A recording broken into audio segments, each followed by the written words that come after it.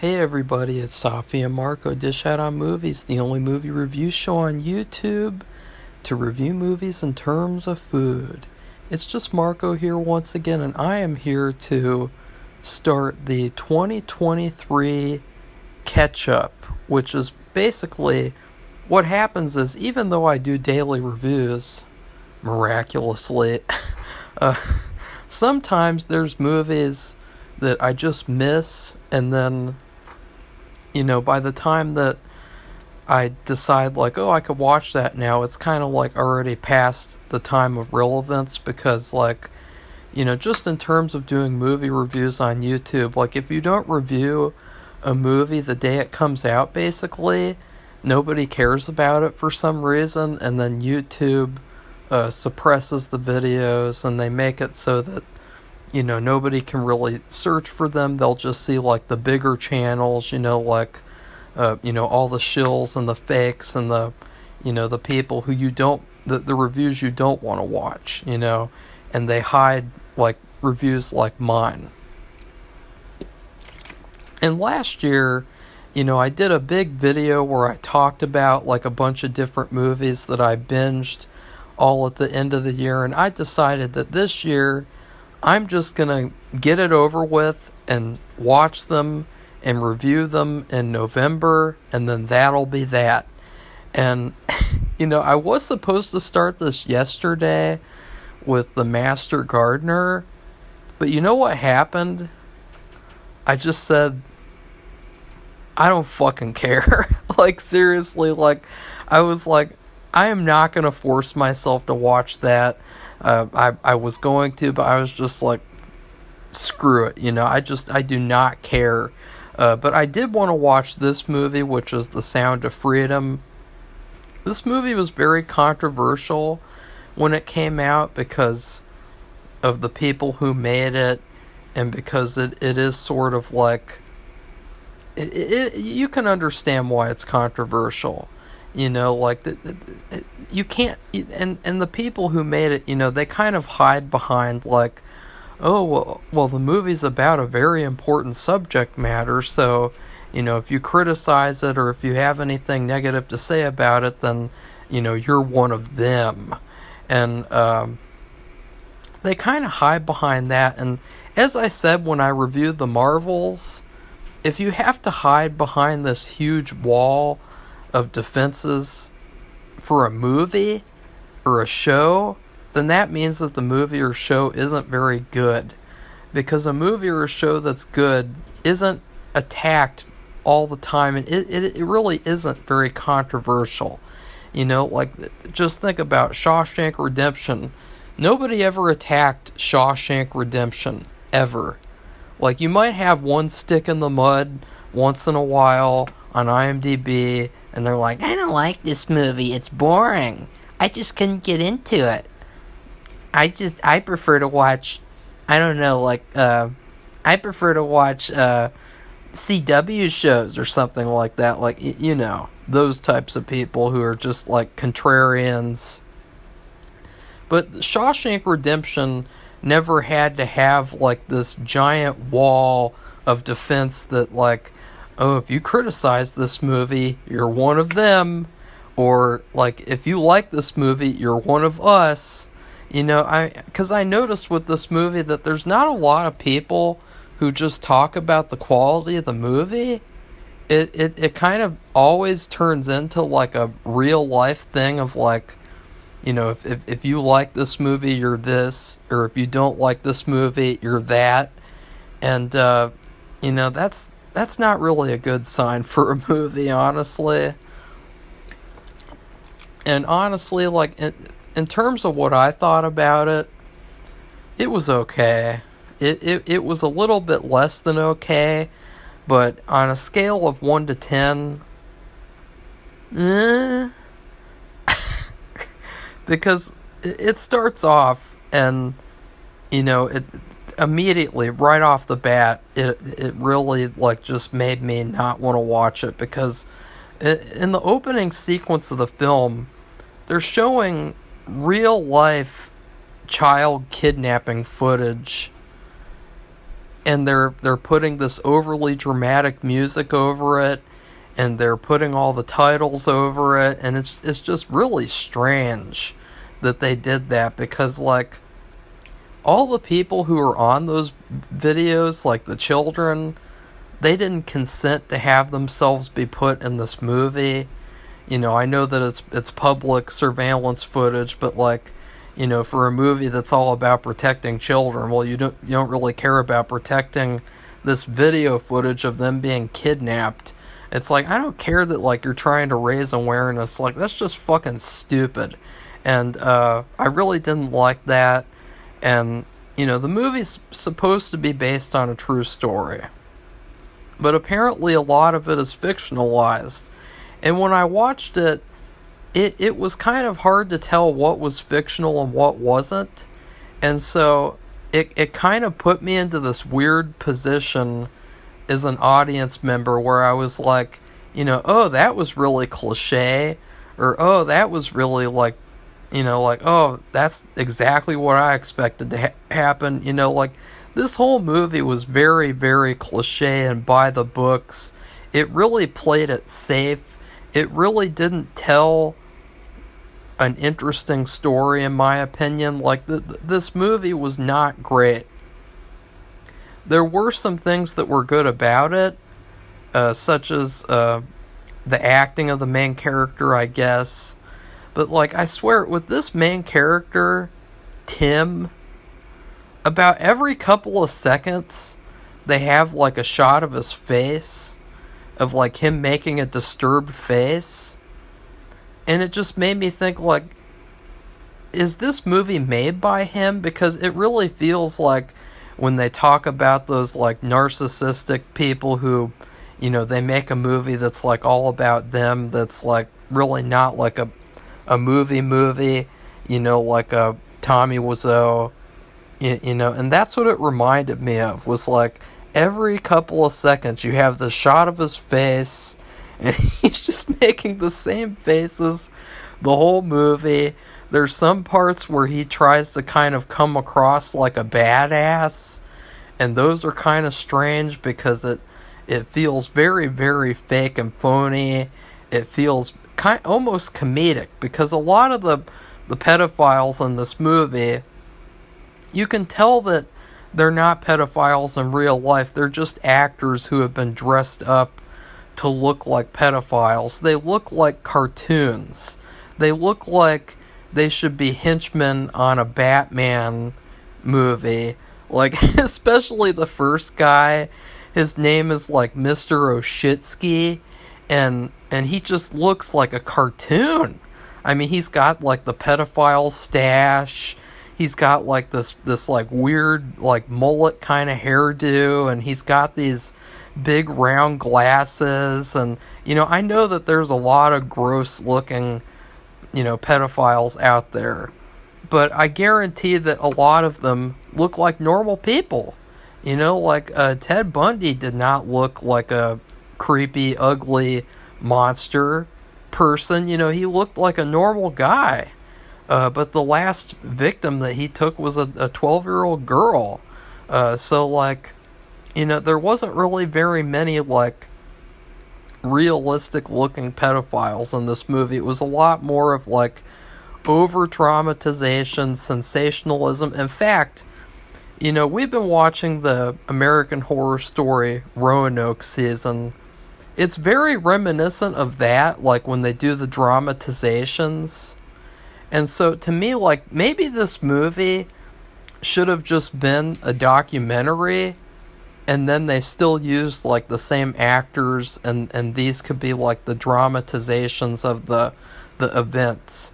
Because watching the whole movie, it really reminded me of like a documentary dramatization. It didn't really remind me of like a movie. The best part was actually like, I guess like the first kind of 30 minutes and then the last kind of 30 minutes, because that was more of like the main story. And then like there's this big chunk of the movie where it just goes on and on and on, and I was checking the clock about every 5 minutes because I was just so bored. This movie is not really very nuanced in its messaging and the writing and the characters. It's just very, very, like, blunt there. Like, what would be a good comparison? I don't know. It's just not very subtle. It's not very, another movie about pedophilia would be Lolita. And, that movie was very, very subversive and subtle and smart, clever. It was a real movie. It was probably a lot creepier than this movie, that's for sure, because it was a lot more... It was a lot more real.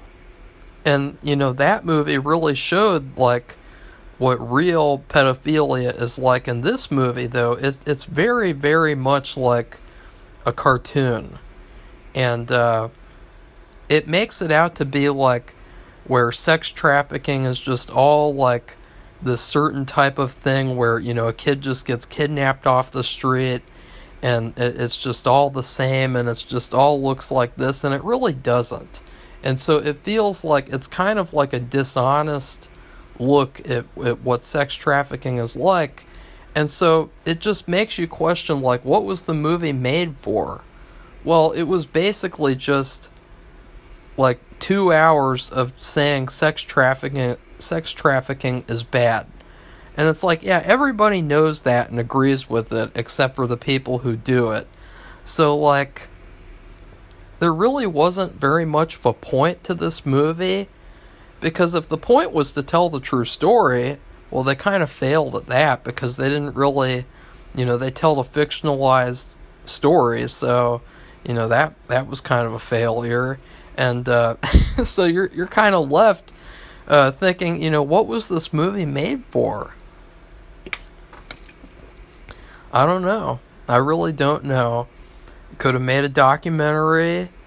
Could have made a real movie. Could have made the true story movie, which some of the stuff in this movie apparently did happen. And, that would have been fine, if they just stuck to reality instead of Hollywoodizing it. But no. So I'm going to go through my notes. Like, I'm going to kind of jump around because I don't really care. Like, I just want to get this movie over with. I can already imagine that, no matter if I like the movie or if I didn't like it, people will be upset because this is just one of those movies.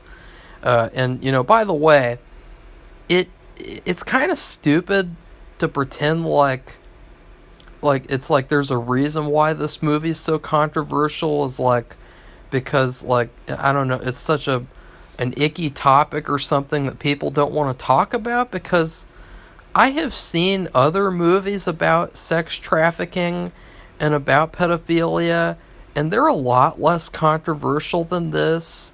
They don't really have this, like, political back and forth where people who like the movie are all this and people who don't like the movie are all that. And so it really just has to do with this movie in particular. It doesn't really have to do with the subject matter at all. I feel like that's a complete myth, and it's a lie, and it's kind of like to suit some sort of a narrative to make this movie better than it seems, than it actually is, I mean. So, like, here's one of probably the most cringeworthy things about the movie: the music. The music in this movie, it is, like, very, like, religious, like, church music, or, like, just chanting, like, and that music can be really, really good, especially, like, Benedetta, which was my favorite movie of 2021, which was all about that nun who was supposedly a whatever. She was, I don't know, Jesus was speaking through her, and it was her whole story, and it was a true story that movie was really, really good. And it had great music, and it fit with the movie. It was perfect. I love the music. I love the movie. I gave it several awards. But this movie, there's no reason to have this kind of religious chanting music of like,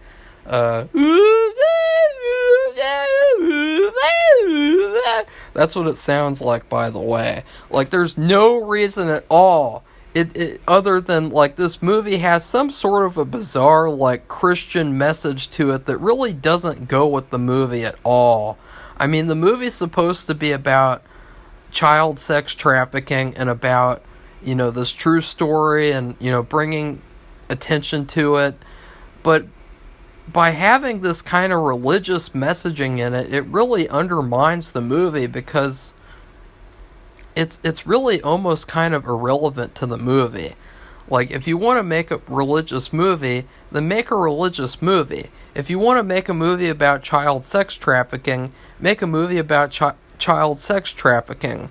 Like, there's so many cringeworthy lines in this movie, like, God's children are not for sale, and I mean, that just felt like it was a line that was written to be like in an advertisement or something, or like on a sign that you'd like go protest somewhere. And then another one. Now, this was probably the most cringeworthy line of the movie. So there's this part in the movie where they rescue about like 50-something kids. And it's also, we'll talk about the plot because that's where we get to one of the stupidest parts as well, because of the main character's reaction to saving all these children. He's like, eh. You know, it's really bad. But they get to this part where they save all these kids, and the kids are celebrating and they're having fun and they're singing or something. I really couldn't tell because they started playing the religious music on top of the children, and they're talking and things and being happy, and it completely undermines the scene because one of the characters, he's like, you hear that? That's the sound of freedom. Like, that was so stupid because, like, you couldn't even hear what they're talking about because they're playing this music over top of the children being happy and celebrating. And so that was stupid. And it was a stupid, cringeworthy, cheesy line anyway. And if that's not bad enough, the main character hears that and he goes, "Amen." Like, what were they thinking? So when I was saying that whole sequence was stupid, it's because the main character, he rescued this little boy in the opening, like, 30 minutes, and that was some of the best stuff in the movie. He rescues him, and he finds out that the little boy had a sister, and she was trafficked as well, and they do not know where she is. So they do all this scheming and scamming, and they come up with this plan to rescue 50-something kids on this island. And, well, it's funny because the main character, when he succeeds in rescuing these 50-something kids, he finds out that not one of them is the specific sister that he was looking for. And instead of being really happy that he rescued 50-something children, he's really upset because he didn't rescue that one girl. And I felt like that was really bizarre. Like, he should have been happy in that moment. Like, he should have at least been satisfied with saving over 50 children. He shouldn't have been, like, really disappointed because that really made you question his character. Of like, really? You're mad that you saved all those children? And that, you know, you just didn't save this one that you can, you know, save later? Because you're never going to give up on your goal? Like, that was really... And then in the opening, like, 30 minutes of the movie, in the first act, he's kind of he's negotiating, I guess, with a pedophile, and he says, like, you will get raped every day if I send you to a Colombian prison. But if you tell me what I want, nothing bad's going to happen to you in an American prison. And that just made me laugh out loud. Like, he was, like, implying that, like, if you're in an American prison, you'll be just fine. And, there's a lot of that in this movie, too. Like, you have all these foreign countries, and it's like, ooh, those are the foreign countries where the bad stuff happens. Ooh. But in America, nothing bad really happens in America. Like, none of this this stuff doesn't really happen here. It really all centers around the foreign lands. Ooh. That's the feeling that I got. I don't necessarily think that the people who made the movie believe that. It's just the feeling that I got from this entire story and movie. And when he rescues the main kid, he takes him to, the first kid, the little brother, he takes him to Burger King. And, and I feel like, this movie really is a Burger King of a movie. That was perfect. Taking him to Burger King. I believe it was Burger King. It looked like Burger King for sure. It's very distinctive looking when you see the fries, the packaging, the burger itself. And I was like, yeah, I haven't been to Burger King in a long time, and I'm never going back again. And I'll never be going to Wendy's again either, because Wendy's just made me sick over the weekend, and I'm really upset about it. So anyways, a better example, I guess, of like a movie that is sort of like this, that was a lot better, is Sicario. Sicario was a movie that talked a lot about immigration issues and kind of all that kind of stuff.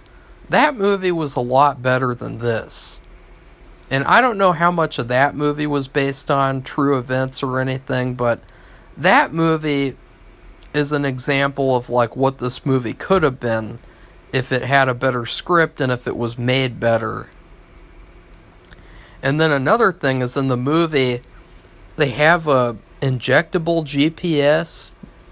That was stupid. That doesn't exist. I don't think that exists at all.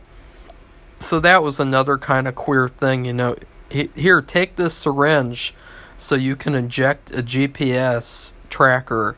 Like, that was, like, really retarded. And then the action was terrible. So, like, a big aspect was the movie was like, being excited because you're going to get to see the main character swoop in and deal with all these pedophiles and beat them up and catch them, and, but you don't really get to see that very well. And there's one particular action scene near the end where for some reason he kills this guy. I don't know why he had to kill him. He didn't really have to at all. And if he did that in real life, then he'd probably get in trouble. But it was terribly shot. It's probably one of the worst shot action sequences I've ever seen. And I really felt like the lack of experience from the filmmakers showed when they did that action scene, because that was totally like... And then another thing is that one of the main characters, he's like this former cartel guy named Vampiro, which means Batman, and he has this whole rescue operation of his own, and you wonder, how did he get involved with doing this stuff? And he talks about how he slept with this hooker, and it turned out that she was a 15-year-old girl, and he did it on accident. 14? I can't remember. And so it made him really upset, and so he tried to commit suicide. And then he, like, changed, and he decided it was basically like his origin story as like a superhero. And it was another kind of queer thing because he talked about like, all this like religious stuff with like, that's the reason for why he decided to do this and that, and like that was really queer. And what was even queerer though is that apparently in real life he slept with an adult trafficking victim who had a daughter who was being trafficked too. And so I felt like, why did they make up that he slept with a teenage girl? Like, why did they do that to that character? Because, like, there's a lot of people who brought up the fact that, like, he mentions that he did that and then they never talk about it again. And it's like, this is pretty bizarre because, like, why didn't they just say what really happened? Like, why did they make that up? It's just so stupid and so, like, disingenuous. That's the main word that I would use to describe this movie, is really disingenuous. Because, like, I've seen better movies about this subject matter, for sure. And now I'm going to talk about those. Well, one of them was very similar to this movie in that this movie kind of felt like a Lifetime movie, too. Like a Lifetime original movie. There was this movie that I saw earlier this year, kind of like accidentally, because I just happened to be in the room.